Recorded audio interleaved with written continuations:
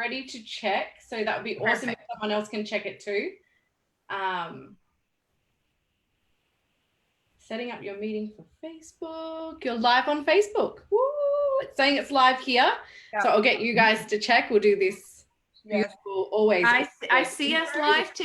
Yeah, live. Hi. I'm so excited. Okay, glorious Megan Moore is going to take us first through a incredible journey. Yeah, so welcome everyone. As many of you know already, we're here, this amazing global sisterhood with these gorgeous goddesses from all over the world to celebrate the 5th anniversary of the Institute. So we are going to dive into a juicy conversation. But before we do that, we would love to just join you in a few moments of heart congruence. As you know, or maybe if you're newer to this work, we like to open everything and anything that we do by getting centered and dropping in together. So we invite you, if you're watching this live or if you're watching this on the replay, to just join us in a few moments of breathing and centering. And yeah, then we'll dive into our conversation. So sit in a way that feels comfortable to you. And we invite you to place one hand or just 2 fingers on the center of your chest there. Yeah, just indicating with some light touch, bringing already in that beautiful feeling of being ready to tune inward. And if you're a place that's safe or comfortable to do so, we invite you to soften your gaze or close down your eyes all the way. We begin to signal to our neurological system that we are ready to tune within, going into our inner world.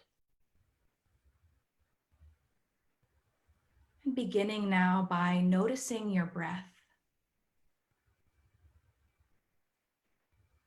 Be feeling the beat of your heart and the gentle rise and fall of your chest as you inhale and exhale. Inviting your breath to become smooth, even, rhythmic.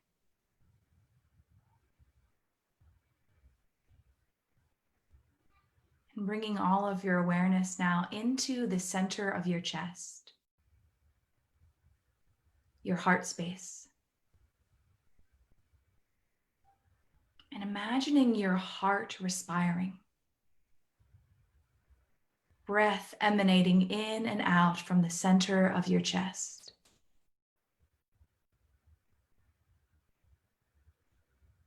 Heart opening and expanding on your inhale. And heart softening and letting go on your exhale.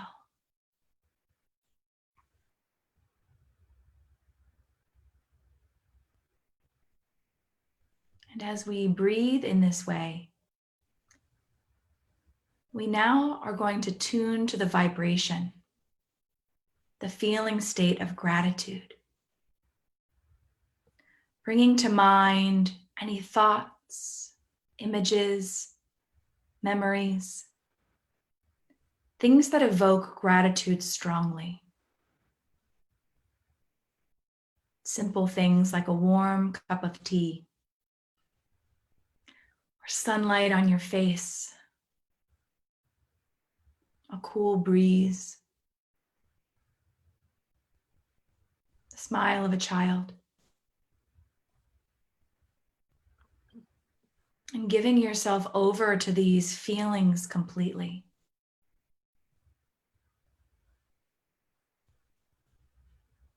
Letting the gratitude amplify within you.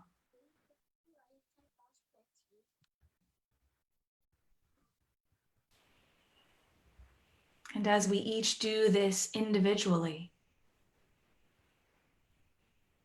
our hearts join together as one. And we amplify this vibration for the collective. I'm going to be silent for just about 1 minute as we all continue to breathe and feel these feelings strongly.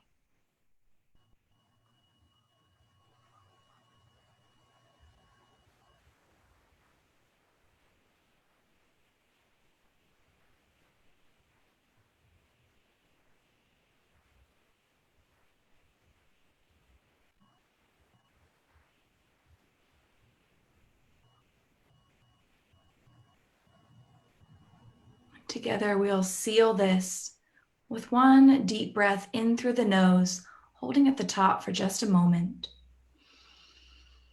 And then letting it go out through your mouth with a nice juicy sigh.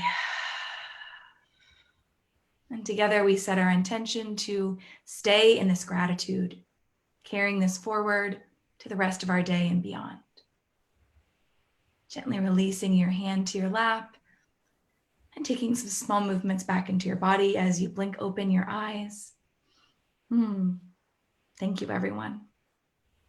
Jema. Thank you. Thank you. That was amazing. My pleasure. Never, ever, ever gets old. Ever.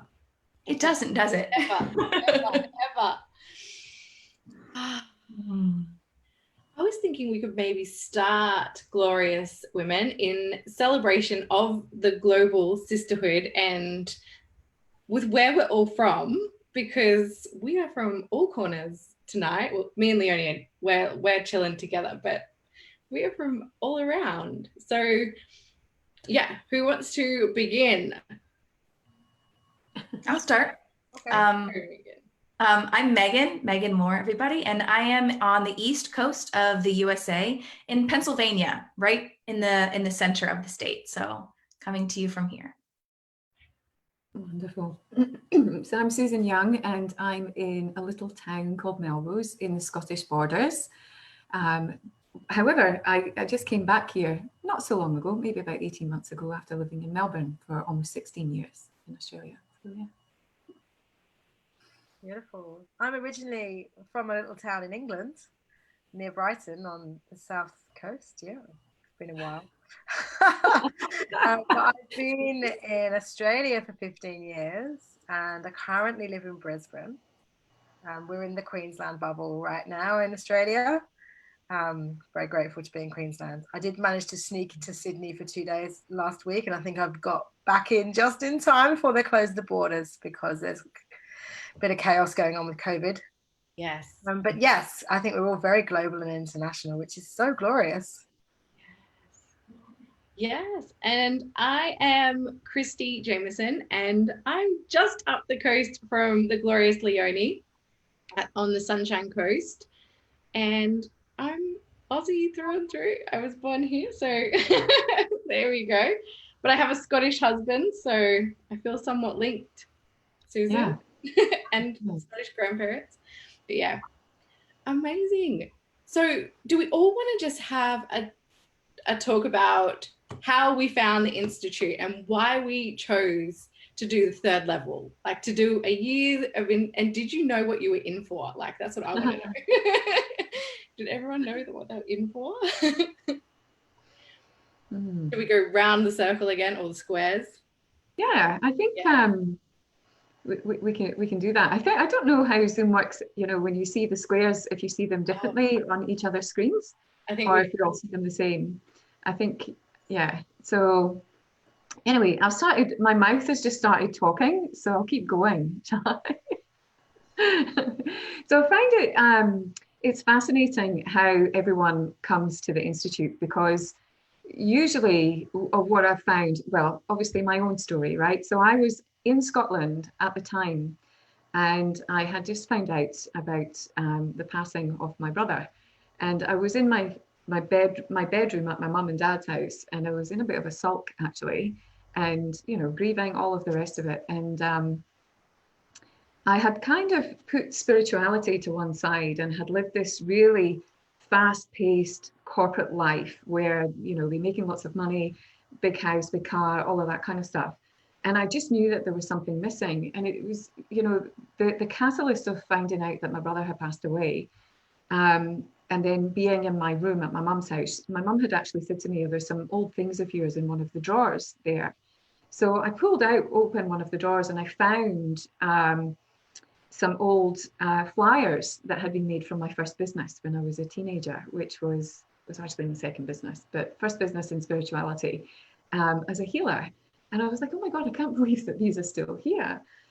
So of course that opened me up again to the idea that of course we are, consciousness, we are infinite potential. And remembering that I had done all of this training, you know, had trained to be a healer, but then trained to be a healer teacher and a meditation teacher and everything all in my teens, and kind of put it all to one side. So anyway, off I go on the internet looking for something. I didn't know what I was looking for, but I was looking for something, and I came across, by clicking a couple of things, Ricky Jane and the Spiritually Fierce book. So of course, that led me to the group, I Am Spiritually Fierce. And then of course, the next thing, it just happened to be coming up was the Initiate program. So I was like, well, I've got to join.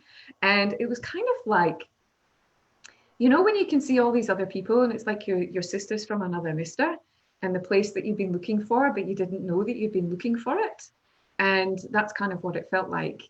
And I'll be completely honest with you, I resisted it the whole time. I resisted sisterhood. I resisted being in the community. I resisted the whole thing, but I still went through the whole process and decided to do the third level because I knew that I needed to really heal and do some work on myself and be a part of a community that were going to hold me into and hold me accountable and love me deeply. And the space that I found in the third level, and I have a tendency to go away from things, do my own thing and then come back. And this is kind of what I've done, you know, in the community. I've gone away and come back. And it's just like you've never left, you know, and it's beautiful. You're always welcome. I didn't know what I was in for. It was not easy doing the third level. I'll tell you that for sure. It was not easy, but it was the making of me in a new way. It was the unraveling of all of the things that I thought I should be in the world to who I am becoming now. And I'm very grateful for that. Yes. Yeah. Yeah. So did not know what I was in for either. At all. Okay. Who is next on the... Who would like to go next? Let's just do that. Leonie? Thank you, Kristy. Me? My turn? Yeah. Okay. Go for it. Let's go. Okay, so I found the Spiritually Fierce group through someone else sharing a post, and I couldn't believe, I was like, is this Ricky like a fly on the wall in my room or my life in general? Because every week she would show up and do these like communions, and I would just be blown away every week with what I loved probably, and what I was most drawn to about Ricky was her no bullshit spirituality. Like there was no, like she says, no trinkets, no superstitions, nothing like that. I had grown up with a mum that really went deep into the new age side of things, and has since, we've very much journeyed out of that. But that's where it all started for me, like 10, doing Reiki and crystals and all of those things. And I loved that she was just like cutthroat, like no BS. And that's where I think I just immediately fell in love, and I was like, I need more time with this woman. And that's when third level was being, the second round was happening. And yeah, I said a big yes. And I've never been so terrified driving my car because at that time, instead of the Bali retreat, it was that we would meet her. She actually traveled around Australia to meet with us, and it was on the Gold Coast. And I would be elated, but like absolutely shitting myself at the same time, of like, especially when it came to the third level and doing the practices. I don't know if anyone felt the same about like really putting everything into action as a intuitive guide, like, you know, doing the practices with your sisters, getting up in front of everyone, like doing all of those was just so outside of the comfort zone. It just stretches you in such a way, but it's like you're showing what you're capable of in that same moment. And I think that's why I just had to keep going. And that's why I went on to postgrad with Ricky. And yeah, and I will just never ever forget walking into the room, even immediately, and actually meeting and locking eyes with Ricky. And like you say, that beautiful sisterhood that I remember Amy Towell was there, and it was just like incredible. And I think our community is so incredible. You're so right, Susan, in saying we can go away, we can come back, we ebb and flow, and we come together, we support each other. There's just nothing else like it at all. So yeah, that's my little journey to finding Ricky. Beautiful. May I just say as well, you know, that whole ebb and flow and going away and coming back and there's nothing else like it. I've looked for something else, right? And I'm in other communities and other groups. I've looked for, you know, those spiritual communities, homes where, you know, you really feel welcome and they're inclusive and all the rest of it. And there aren't. I haven't found one. There isn't anything else like it. And may I also say, oh, I've got the chat on. Look. He started. Leonie and I were lucky enough to go to Bali to do our retreat. So it was amazing, wasn't it? And I absolutely remember the day that we had to sit and do our first guide session with each other. And we were all absolutely crapping our pants because we were like, we're not intuitive, we can't do this. Oh my God. It was amazing. It was absolutely amazing. And everyone just dropped in and had this beautiful experience. And so to be able to be shown just, you know, how intuitive we all are and how incredibly deep that gift is for all of us, that, you know, it's not exclusive to anybody. But, you know, I don't know, Leonie, maybe you can talk a little bit about that experience in Bali, because you also had Phoenix on board too, which was also amazing as well. So anyway, I'm going to go ahead for a minute. Yeah, my journey with third level was sort of quite comical, really, because I went on a retreat in Bali. This is prior to meeting Ricky, and this was after so I have 3 children. And Luna, my second, who you know, was like, Mummy, can I clean my teeth? Yes, darling, off you go. Thanks for asking. Got her a new toothbrush today. It's Disney. She's very excited. And I went on a womb clearing retreat. This is with another wonderful teacher. And we were supposed to go and meet a priestess. And we got all dressed up and went to the temple. And I had no idea what a priestess was. I literally thought it was a mythical creature, right? Like I just had no idea about like mythology and mysticism, and you know, it was all very like fantasy based. And in the morning on this retreat, we had to write morning pages, which is so beautiful. And I'd written this whole story about a priestess. It was all in my imagination. Anyway, we rock up to meet this priestess. She doesn't show up. So you know, the kind of that elusive sort of dangled carrot, just the curiosity, right, was really like, what the hell is a priestess? So that was a really beautiful experience. And I came back from that, and I really was on a quest to learn more around this concept of this enlightened modern day woman out in the world, you know, of being of service. And of course I go online, and it was like, I literally discovered Ricky, who called herself a modern day priestess. And I started to follow her, and, you know, like a moth to a flame, I was kind of like, wow, this woman's amazing. And then I was fascinated about the channeling as well, like Susan. And I remember being like, how do you do that? Right? Like I've done all the mindfulness and the meditation and the yoga training, and like I have a whole entourage of modalities, but I didn't know how to channel. And I'd had sessions, you know, with other priestesses, and was kind of blown away by like, how do you know that? Like, how do you, get access to that information?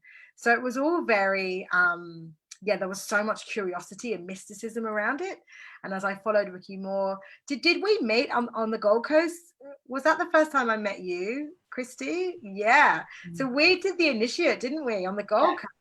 Yes. Yeah, and so that was the first time I was initiated, and I actually had, and I don't get sick very often, but I had a cold one. You know, you wake up and you just got a really stinky cold, and I literally was so gutted because, of course, all the meditations I just couldn't breathe properly. So I felt really, again, I was denied of this experience, right?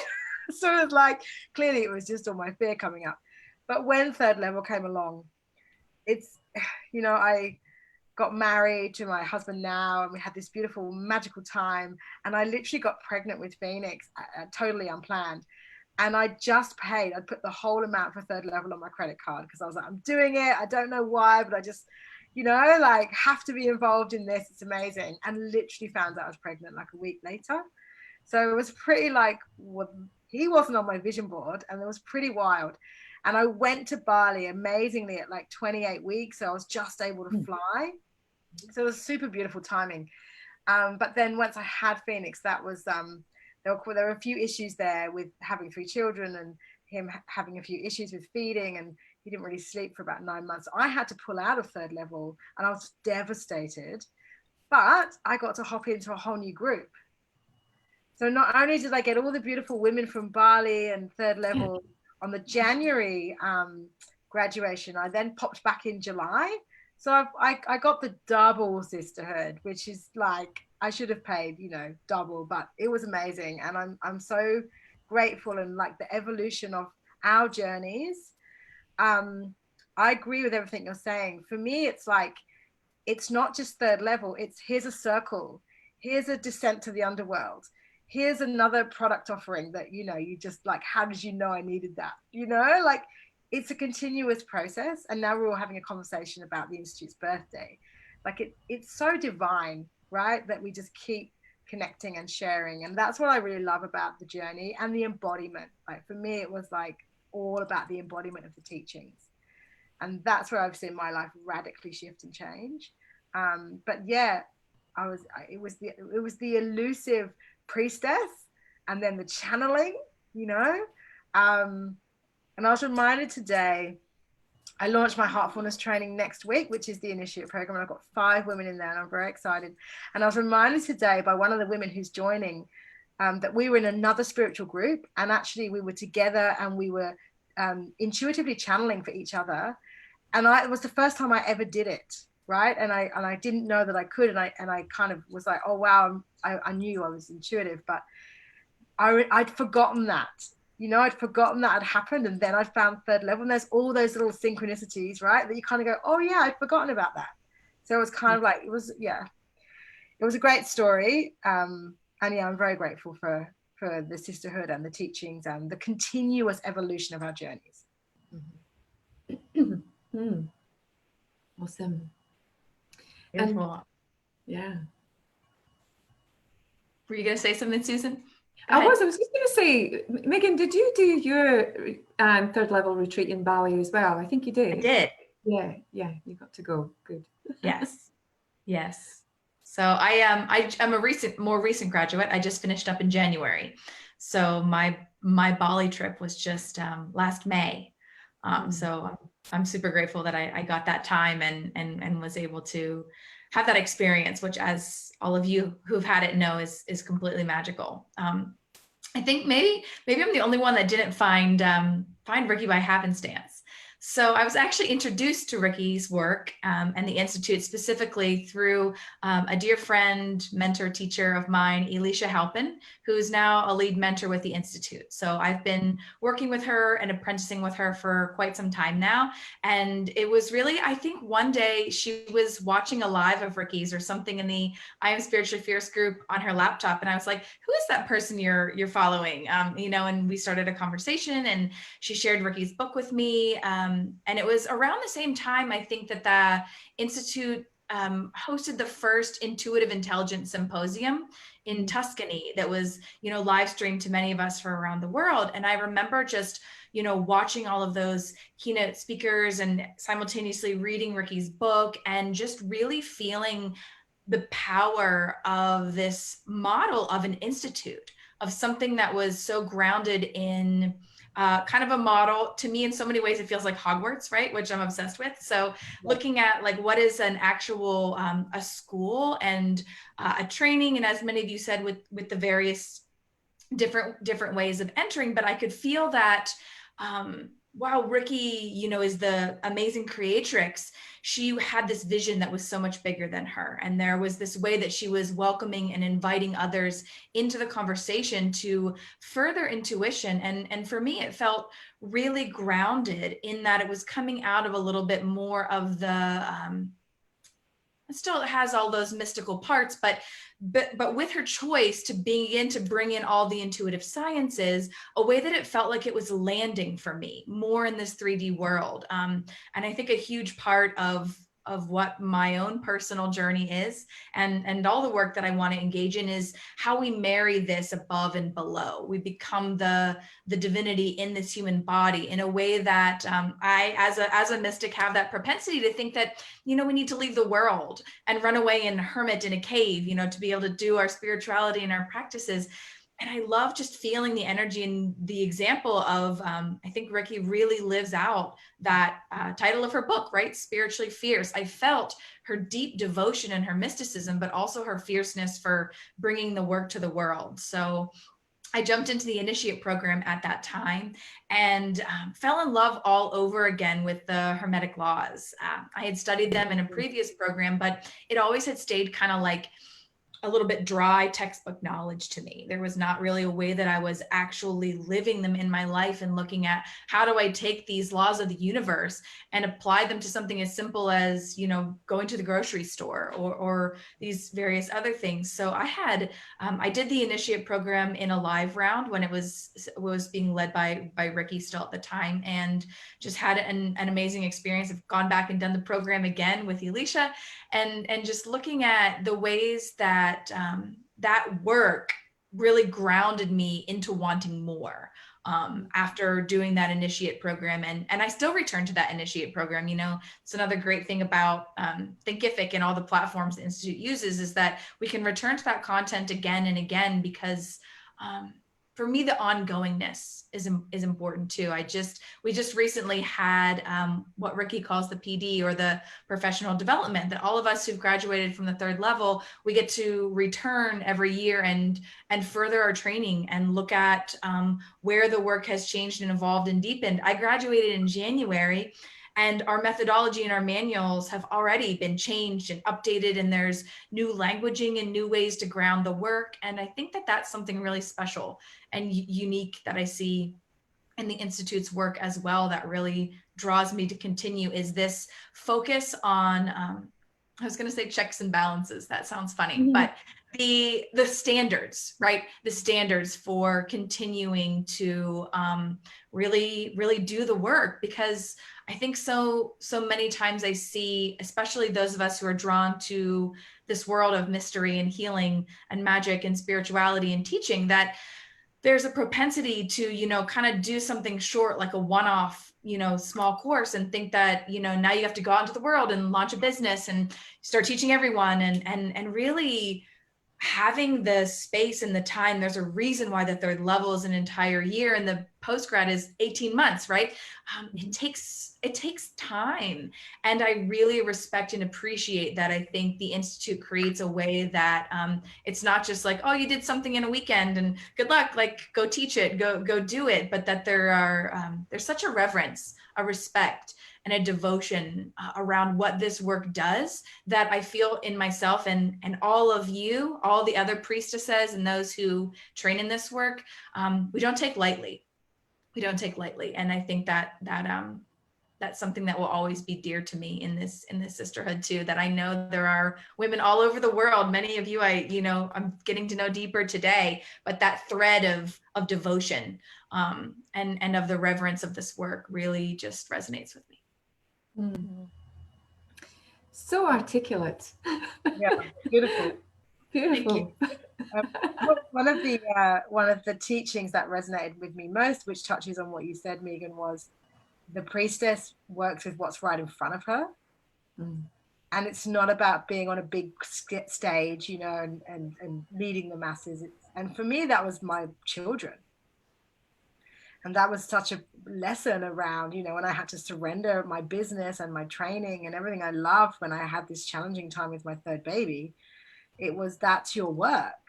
That's your, unlayering and unraveling of the fear. And I recently shared my story in the Mumpreneur Movement magazine, which comes out next month, about, the rebirth of that, because I had the tools and I had the sisters energetically supporting me. And I was able to come out of that so much quicker than when I compare that to going through a divorce. 8 years ago, which took 3 years for me to kind of get out of my victimhood, it was such a quicker, I guess, return to wholeness, as opposed to being stuck, you know, on the roller coaster of the shame and guilt and fear and worry. And I think that's the difference. That's what third level gives you the spiritual toolkit, that whatever happens, COVID-19 has been a prime example. Whatever happens to you, you can overcome it by managing your feeling state, which is the only thing you can control. The only thing. Right? And it gives you this really, the power is within. And we actually watched the Finding Joe yesterday, the hero's journey. Have you seen that movie? That's exactly what third level is. So it talks about to go on this journey of you are your own hero. First of all, you need to be separated. Like, think, you know, in the Matrix, think Dorothy from the Wizard of Oz. You're taken away from your current reality, you know, you're separated. Then you go and you're initiated, like you go on the journey. And then, of course, you return home once you've gone through all your fear, right? And I was like, that's exactly what we're doing. We're descending into the underworld to ascend, but it's the hero's journey. And it was so, because like, this is like in every movie ever, right? This is the same story. And that's what we do for our clients. You know, we show them they're not the victim. They're not all these fragmented parts of themselves. They are their own hero. And I love that so much, because the teachings are lifelong, and you can do third level and never do the method session and never teach it. And that's totally okay. But even if you're just doing it for personal development, you know, whatever happens to you in your life, which, you know, you're all creating your own reality, right? But it's like, you've got the tools to overcome it. And that's what I find has been one of the most powerful teachings, to know that, yeah, you're in service to your husband, your, you know, someone who's challenging you the most, right? That you're in service to that right now. That's been the most profound teaching for me. Thank you for sharing that. I think that's really, really awesome to hear. And I think sometimes too, we forget, and I you know, one thing that I think is really important is that whenever you come on a journey like the third level, is that we're all on our own little quest, if you like. And there's no one going at any kind of, you know, there's not a race to get to the end, even though you're doing that year together. After that, it's up to you how you embody those practices. It's how you take all of that on board. And some people move through things really quickly, and some people take a little bit longer. I'm one of those ones that takes a little bit longer, because I like to go and experiment with stuff. So maybe I don't take longer, I just experiment with stuff and then I come back and report on it. But something that I found that has never gone away, and it's just the truth, and that is, which is part of the universal laws, the Hermetic laws, is that we are infinite consciousness. And when you remember to remember your practices, when you remember to do those practices, your world will change in an instant. In an instant. It's like the holy instant, as other people say. And you know, sometimes it isn't instant. Sometimes it takes a little bit longer, that we have to go deep to and excavate and dig and all the rest of it to come up out the other side. And sometimes we come out absolutely filthy dirty and need to clean ourselves off. But that's also okay as well. And I think from a spiritual perspective, one of the things that the Institute has taught me is not how to bypass my spirituality. Yeah. And that is really, really important, because it's really easy to go, oh, you know what, I'll just go over here and meditate for a little while and everything will be fine. And that's not actually what we do. We go and we do the work, and we find our fear and we meet it every damn day, right? And sometimes we forget to do that. But when we remember to do it, then it's a game changer, because the tools never leave you. They never leave you, because they're always there. And I've found over the last few months here doing lots of healing work with family and all of the rest of it, and wanting to be, you know, where the line stops from an ancestral perspective, where we don't recreate all of the old trauma and all of our old habits. The line is drawn in the sand where I am, so that anyone who's younger than me in our family line don't have the same crap going on. Then I have to embody that wisdom, and I have to be showing people constantly, you know, what this is all about. And that is really hard to do. It's the work of service isn't easy.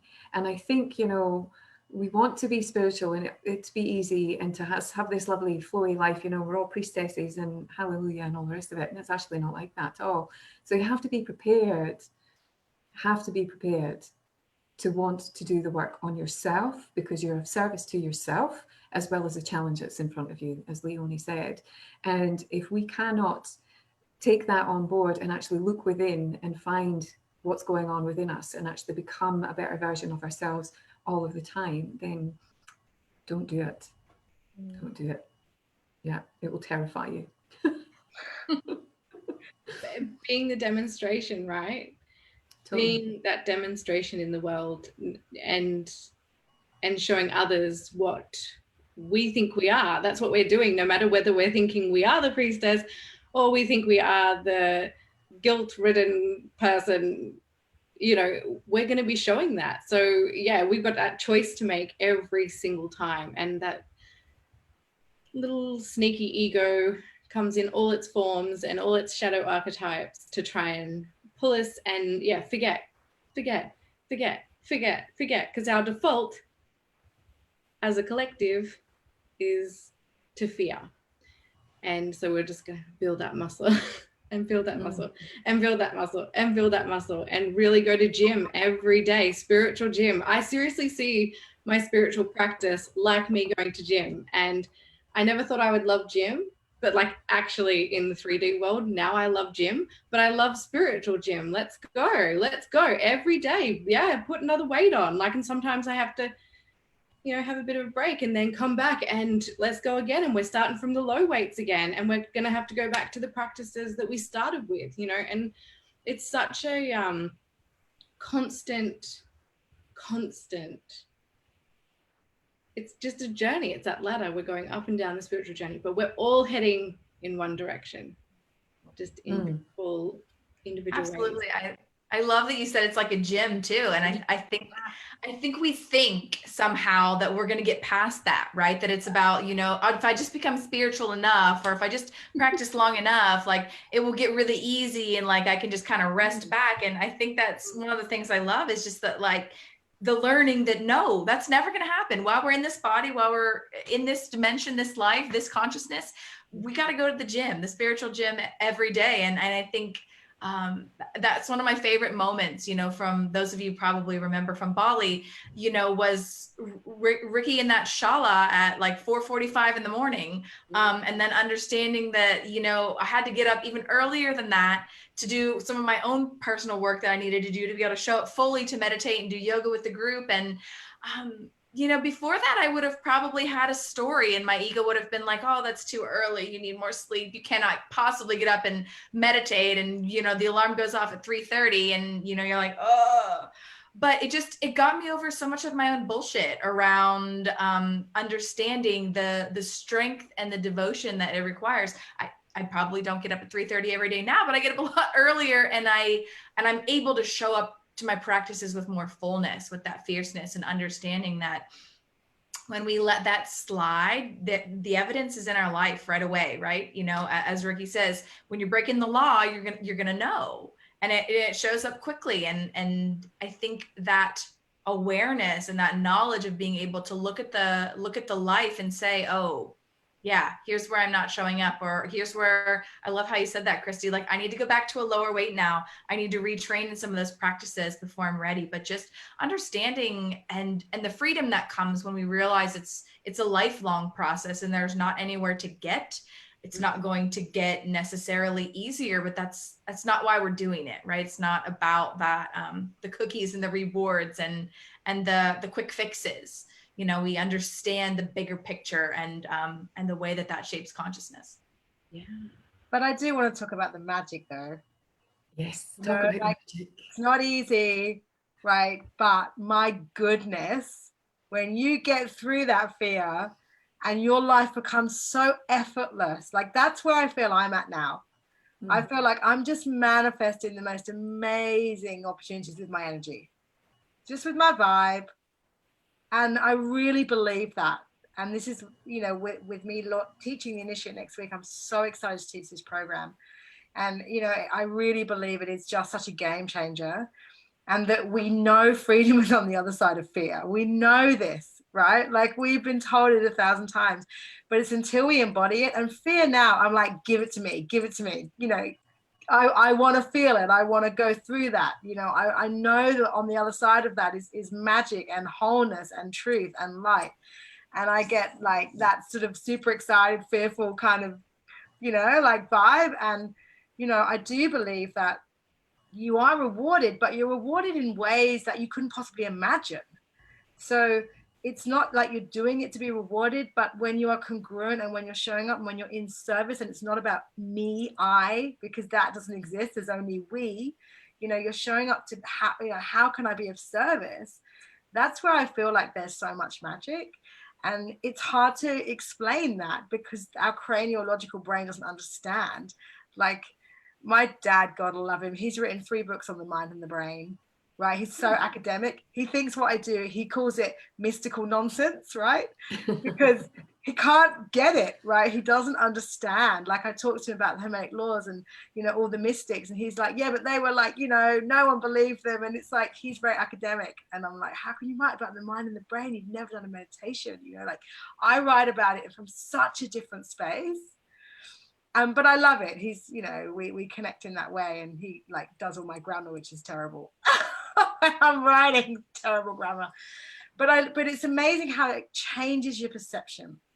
And we know that from the first law, like of you know, the law of mentalism, we are as big or as we are as weak or as magnificent as we think we are.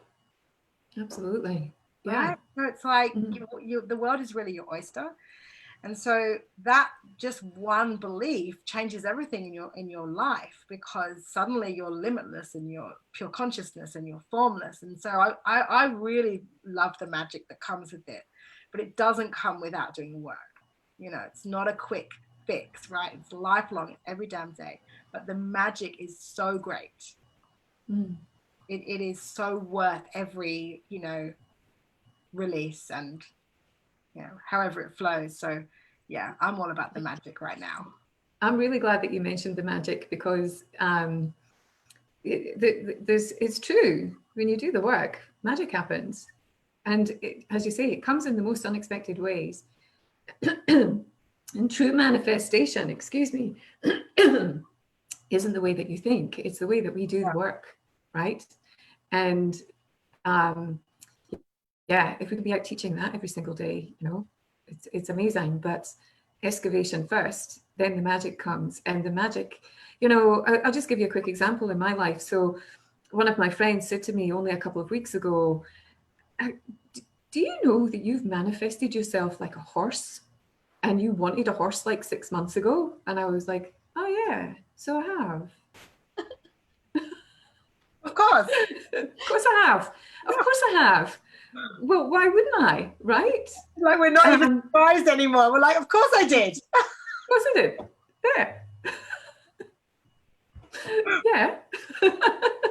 And it sounds really almost like there's a little bit of ego attached to that, and there's actually not at all. Intentions were set. The idea was put out there. I did a lot of work on, you know, what I needed to do. And then, you know, my horse magically appeared, as if by magic too, you know, that's how it works. So that's just a small example, because there's bigger things than that happen too. Massive opportunities. Leonie and Kristy will tell you. Megan, I don't know an awful lot about your experience over the last little while, but certainly, you know, simple things, huge things, and just that feeling every single day, that feeling that you have inside every single day, that life is good. Life is actually really good. And even when it's trying and it's testing you, life is still really, really, really good. That is the biggest gift, I think, that the Institute has given for me, is that life is, it's brilliant. It's amazing. Beautiful. Well, it reminds me of, you know, what Ricky says all the time. What if there is no problem? Yeah. And I love that she has that actually tattooed on her body. And it's those simple truths, I think, that are the biggest game changers. That really, like, when we live that, and when we commit to being congruent in that way, yeah, the magic just shows up, right? Yeah. Yeah. Great. Yeah. And isn't that like my ultimate goal always, is that no matter what happens in front of me in my life, can I still hold peace? That's my ultimate goal, that no matter what happens, like everything is neutral, like whether it's really good or seemingly really bad, can we still hold that peace no matter what? Because then your joy is never disturbed, your peace is never disturbed. So it's like getting to that point that nothing disturbs your peace, like that everything, that opportunity, fear's coming, yes, let's go. There's an opportunity, because thank goodness it's rising, so that we can meet it, that we can do the work to remember our truth rather than default and hang out with our fear. Yeah, I love that. Yeah. And I love what you touched on, Leonie, when you were saying how we all use our tools, like that we come out of the third level, we're qualified intuitive guides, yet so many of us work with it in such incredibly different ways. Like incredibly different ways. I thought I was gonna like, no, I'm not a designer. Nope, I'm going to be an intuitive guide, and that is it. Right. And I had this, like, during third level, I was like, no, that's all I'm going to be. I'm going to be an intuitive guide. Nope, I'm not going to design. And yet everything that I've ever done in my life come with me and just went all together. I'm not sure if you all have had that experience of it all. We don't bring any part, like nothing is left behind. Every single part of our journey comes with us as an intuitive guide. And I think that's so frigging incredible that even now I'm shift shaping, I'm going again, and I'm moving, more towards the Course in Miracles and intuitive art, and I'm doing that. So I would, does everyone want to share that? Like, how are you using this? How are you using it? Just on that cute little, segue. I never thought I would make earrings with intuitive guidance. Exactly. Right. And the people love them, because they love an intuitive guidance, right? Yeah. And then I'm there partnering up with Sacred 13, and like they're on photo shoots, and it's just extraordinary. And now I'm going to launch a subscription and do all these beautiful things. And the subscription will include a circle, so bringing all the women together that wear the earrings. I mean, seriously, like I downloaded it on the plane and wrote it on a sick bag on my way back from Sydney. I love it. The things you do. But I want to touch on that, because I believe we use our intuitive guidance for everything. Yeah. I use it with my son, or he's got ADHD, and I know, what's going on with him. And it's like we're using it all the time. And it was interesting, because when I flew to Sydney last week for the Awakening book launch, which is the book I co-authored that went like global #1 bestseller, amazing experience. I was like, I don't want to miss this book launch, right? It's so amazing. But my intuition, my head was like, don't go. You're watching the news. COVID-19 is everywhere, don't go. And my heart was like, go. You're never going to get this opportunity again. And my intuition was like, go now, because next week they'll close the borders, right? And everyone was saying to my family, they were like, it's ridiculous, why are you going? And I was like, but my heart is saying go. And of course I go, and I had the most glorious 2 days, and Queensland has literally closed its borders today. And this is the thing, like, it's so unknown in a situation like that. But if we can fully trust our heart, where our intuition resides, and we don't question it, and we have such faith. And I mean, that's, there are many situations like that, but that was a really unknown factor, like with a billion other things that could have happened in that situation. And obviously we went knowing it, wasn't going to a hotspot and all the things, but still, there's risk involved. And it was just that, just listen to your heart. Like, your heart always knows. And then when you don't listen, and you're like, oh, why didn't I knew, but I didn't do that. And then of course, you get really frustrated. But it's just that constant, like, what does my heart say? What does my intuitive guidance say? Because for me now, everything I do is around intuitive guidance. I literally say, show me how I can be of service. And I go to an earring making workshop that I'm just randomly invited to. Or whatever it is, right? Like Course of Miracles for you, or it's just so divine, and that's the right thing when you're in that moment and you're just like in gratitude. Yeah. So Yeah. intuitive guidance is a life skill, you know, that is on every part and every aspect of your journey. It's so divine. Yeah, and also, you know, when I always find, I don't know if you guys would agree, that intuition, you don't know at the time. It's always when you look back later and you go, in hindsight, you know, my intuition was right on this, this, and this. You never really know at the time. Or sometimes you do know at the time. So for example, I was invited to a wedding in June this year, and I was like, I'm not going to book my flight because something's telling me not to book my flight. And so this was like, you know, November, December last year. Don't do it, don't do it, don't do it. I would love to have gone to Sardinia, but then of course COVID happened. How's my intuition supposed to know that I wasn't going to be able to fly? Right? And it didn't just happen once, it happened a few times because I was invited to a few different things. And it's those kind of things, big things, that you can trust your intuition with, even though you just don't know why, but you'll always find out later. It's like finding the house that I live in now, you know, all kinds of things, you know, just it's magic. But I use my intuition every single day. And I did do before I came into the Institute, and now it's just on steroids, like it's Jedi. Yeah. It's intuition and spiritual fierceness, like that's intuitive intelligence. So Yes. It's not just I'm connected to my intuition on that the biological level, right? It's like I've got the combination of spiritual fierceness, which is intuitive intelligence. So that's the difference between the intuition that you'll be taught through third level and just going and learning about intuition. Correct. Like absolutely. It's a much more powerful force because you don't then question that guidance. Yeah, that's right. Yeah. And I think that's the key too, is learning the discernment and then not questioning that guidance and really surrendering into it. Not even just trusting it, because trust is another thing that we've got to figure out in our head, but surrendering into it. And once you do that surrender, then life is amazing. Yeah.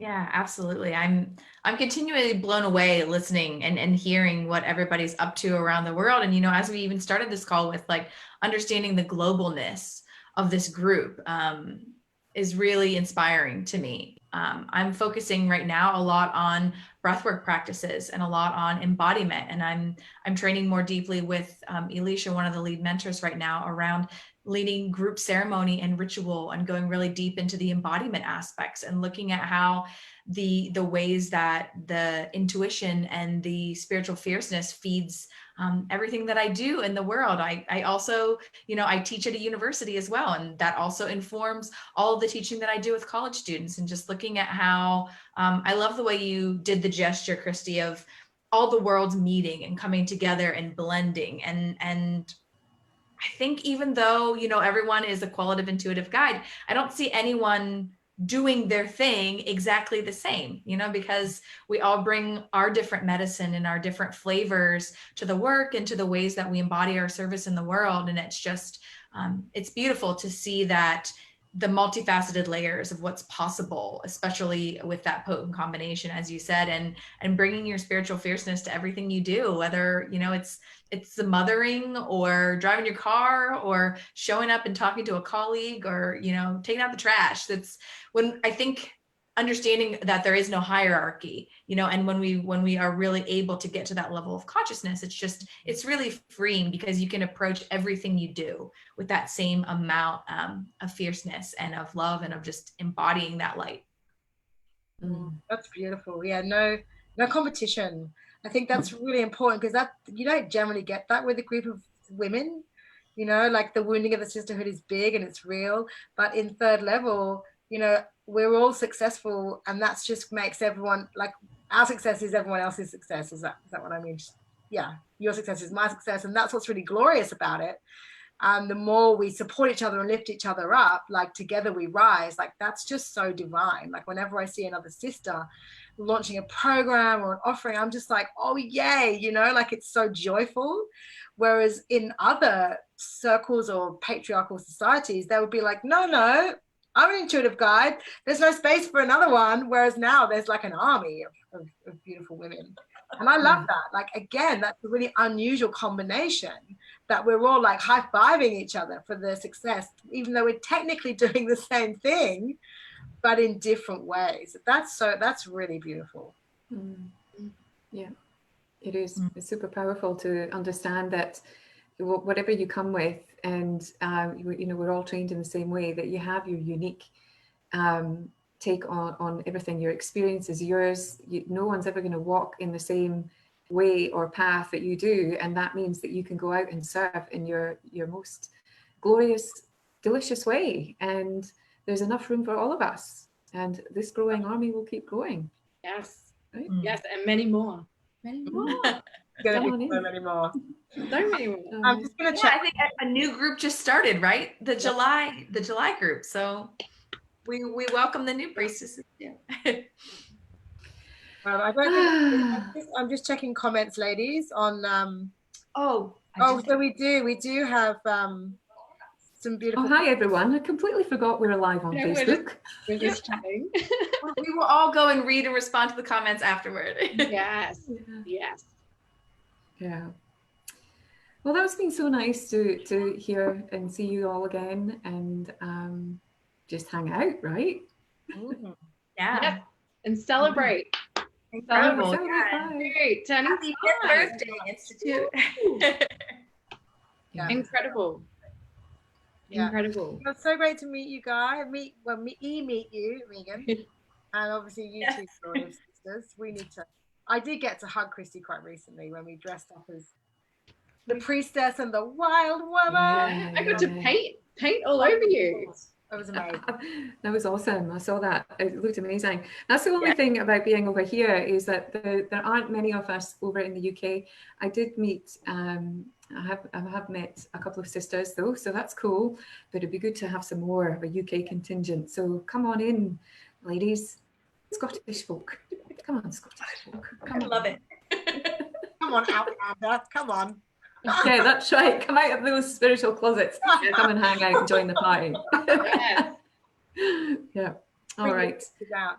Yeah, and in the USA too. There's definitely a growing group. We're growing. On Canada too. So yay! Thank you, sisters. Thank you. Yes. All right. Thank you, Ricky. Thank you, Institute, and thank you to all of you who watch this. Yes. Beautiful. Happy birthday! Happy birthday! Happy birthday! Love to you all. Bye. Bye.